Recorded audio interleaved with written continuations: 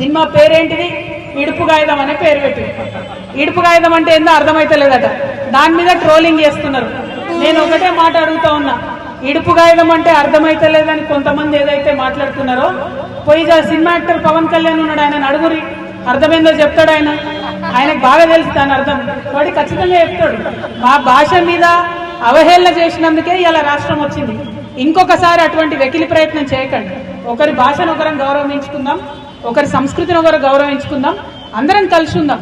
కానీ ఇటువంటి ప్రయత్నాలు చేసి మళ్ళీ ఒకసారి తెలంగాణని అవమానపరుస్తాం, మా భాషని కించపరుస్తాం అంటే మాత్రం చూస్తూ ఊరుకునేది ఉండదు. ఇక్కడ జరుగుతున్నది ఏంటి? ఇవాళ తెలంగాణ భాషను కించపరిచినా కూడా కాంగ్రెస్ పార్టీ ఏం మాట్లాడదు. ఎందుకంటే రేవంత్ రెడ్డి గారికి తెలంగాణ ఉద్యమానికి ఏం సంబంధం లేదు. బీజేపీ పార్టీ ఏం మాట్లాడదు, ఎందుకంటే వాళ్ళకి దేశంలో ఉన్న ఇష్యూలు తప్ప తెలంగాణ గురించి పట్టలేదు. బీఆర్ఎస్ పార్టీ ఏం మాట్లాడదు. ఎందుకు మాట్లాడదు బీఆర్ఎస్ పార్టీ అంటే, అందులో ఒక గుంటనక్క ఉంటాడు. ఆయన పరిస్థితి ఏంటంటే మొత్తం ఆంధ్రోలతోని వ్యాపారాలు. ఇయాలటికి కూడా నేను ఛాలెంజ్ చేసి చెప్తున్నా, ఏదైతే మనం ఫీజులు తక్కువ వేస్తలేరని కార్పొరేట్ విద్యా సంస్థలు వచ్చి మనని దోపిడీ చేస్తున్నాయని చెప్తున్నామో, ఆ నారాయణకు చైతన్యకు మొత్తం కూడా ఈ గుంటనక్కనే పాలు వస్తాడు. ఇయాలటి కూడా కంప్లీట్గా పాల వ్యాపారం ఉన్నది. నేను ఇవాళ తెలంగాణ ముఖ్యమంత్రి గారిని డిమాండ్ చేస్తా ఉన్నా, ఈ కార్పొరేట్ విద్యా సంస్థలకు మీరు పర్మిషన్ ఇచ్చే ముందు ఒక రూల్ పెట్టండి. ఏంటిది? మీరు పాల్గొనేది ఉంటే విజయ డైరీ నుండి కొనండి, పాల్గొనేది ఉంటే కరీంనగర్ డైరీ నుండి కొనండి, ముల్కనూర్ డైరీ నుండి కొనండి, లేదా మదర్ డైరీ నుండి కొనండి. వీటి వల్ల మన పాల రైతులకు లాభం జరుగుతుంది. కానీ ప్రైవేట్ వ్యక్తుల దగ్గర కొనడంతో ప్రైవేట్ సంస్థలకు లాభం అయితే తప్పితే ఇంకోటి కాదు.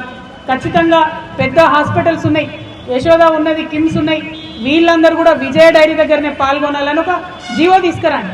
ఎందుకంటే ముఖ్యమంత్రి మేము మొన్నటి నుంచి అడుగుతున్నాం, ఫీజులు నియంత్రించండి, ఫీజులు తగ్గించండి అంటే ఇంతవరకు ఆయన మాట్లాడతలేడు.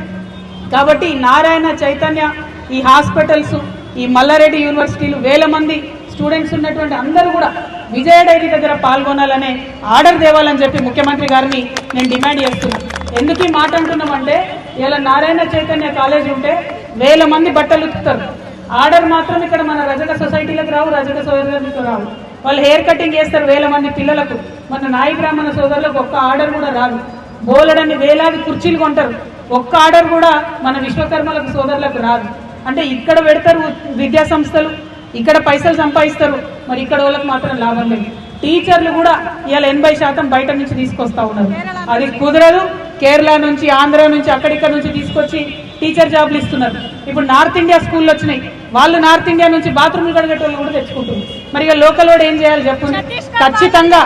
ఖచ్చితంగా ఛత్తీస్గఢ్ నుంచి, బయట దేశాల నుంచి, బయట రాష్ట్రాల నుంచి తీసుకురావడం కాదు, లోకల్ ఎంప్లాయ్మెంట్ కావాలి.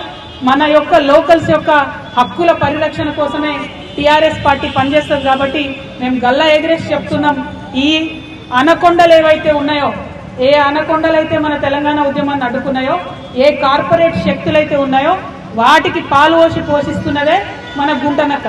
అందుకే బీఆర్ఎస్ పార్టీ వాళ్ళు ఏం మాట్లాడరు దీని మీద.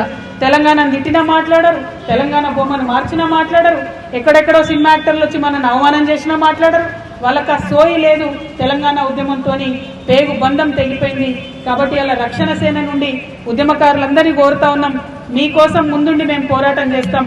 ఆనాడే చెప్పిన నేను, ఉద్యమకారుల మీద ఒక లాఠీ పడాలంటే నన్ను దాటుకొని రావాలి, ఉద్యమకారులకు ఒక రబ్బర్ తూటా తగలాలంటే అది నన్ను దాటుకొని రావాలి తప్పితే నీ దగ్గరికి రాదు.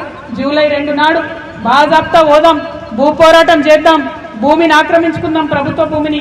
అది మీరు కష్టపడి కొట్లాడితేనే వచ్చినటువంటి భూమి ఆక్రమించుకొని ఉద్యమకారులకు పంచుకుందాం.